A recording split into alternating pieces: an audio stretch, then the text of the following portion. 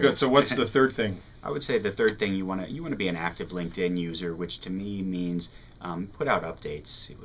Updates can be a variety of different things, but essentially, not only do you want to tell people what you're doing, certain changes in your industry, but add value for them. Don't use it strictly as a sales pitch to try to bring in business. If something unique's come up in your industry that other people might not know about, make sure you put links to those articles and add value to your connections on LinkedIn so they can see you as a resource down the road as opposed to just somebody who they've added to LinkedIn and never heard from otherwise. Okay.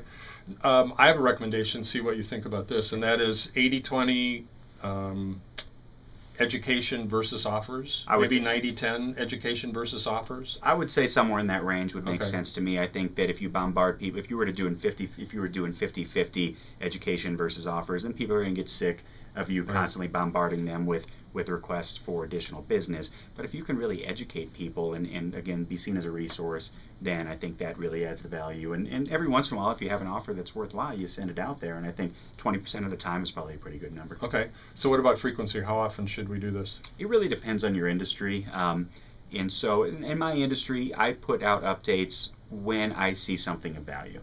If any sort of change that I think that people might not be aware of, but they should be. I don't have a regular approach to sending out the updates, but I make sure I send out updates periodically. I probably do once a month. Okay. And I disagree with Andrew. I think that the updates ought to be more frequent because 21 days is the psychological limit. If you go much longer than 21 days, somebody may push you out of the top of mind awareness position in their minds.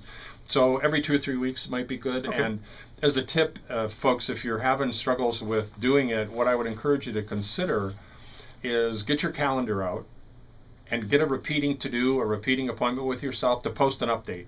And you might create a file, either paper or digital, where you can put update information that you think is relevant and store it there. And then when you get this reminder, then you can send it out according to a schedule. That makes sense. Because a lot of people get really busy and they forget. Yeah. They forget to send things.